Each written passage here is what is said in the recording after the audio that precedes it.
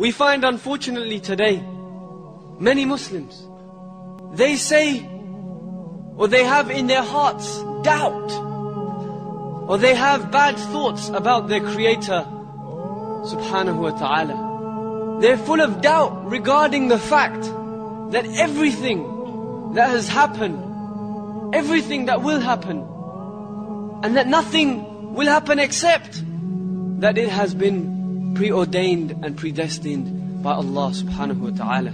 So we believe that things happen because Allah decrees them.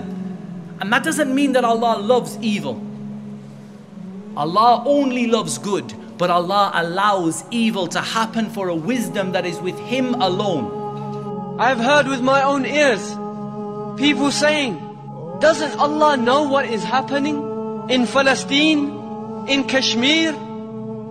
Doesn't Allah see the bloodshed of our Muslim brothers dying? Of our mothers and our sisters being raped in various parts of the world? Doesn't Allah see this? Doesn't He hear the cry of the orphan whose father has been killed, whose uncles and grandfathers have been killed, slaughtered in front of Him? Doesn't Allah hear the cry of these orphans? They say, where is the izzah? Where is the honor that belongs to Allah, to His deen, to the Muslims? Where is the victory that Allah has promised us? Where is the help of Allah?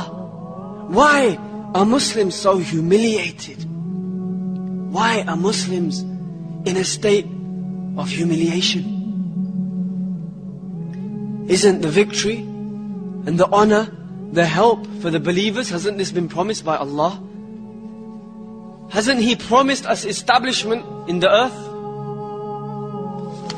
So they ask the scholars, the da'is, and the students of knowledge, where is this victory? Where is this honor? The kuffar, they say, are those who seem to have honor, who seem to have the upper hand, who seem to be victorious. The answer, my brothers and sisters, is that certainly these events happen.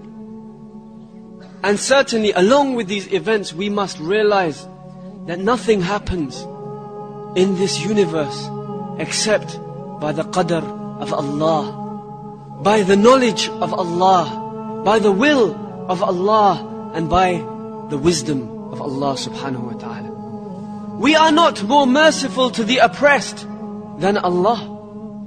We do not have more mercy than Allah. Allah does not turn a blind eye to the situation of the Muslims today. Allah is not deaf. He's hearing the cries of the Muslims around the world. And we cannot claim that we see better, or we hear better, or even that we are more merciful because we feel more pity than Allah subhanahu wa ta'ala, Ar-Rahman Ar-Rahim. To have Iman, faith, in qadr, predestination, the good and the bad thereof, is something which is a pillar from amongst the pillars of Iman. Your Iman is not sahih, it's not correct, and it's not accepted from you until you have Iman and full yaqeen, full faith and certainty in this fact that nothing happens in the universe except by the will, knowledge and wisdom of Allah subhanahu wa ta'ala. This belief, wallah, will save you from every strife and struggle.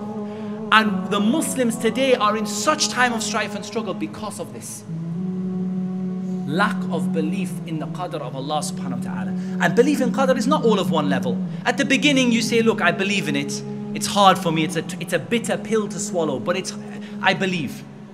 Then later on you say, no, I accept it. I accept that this is the decree of Allah for me.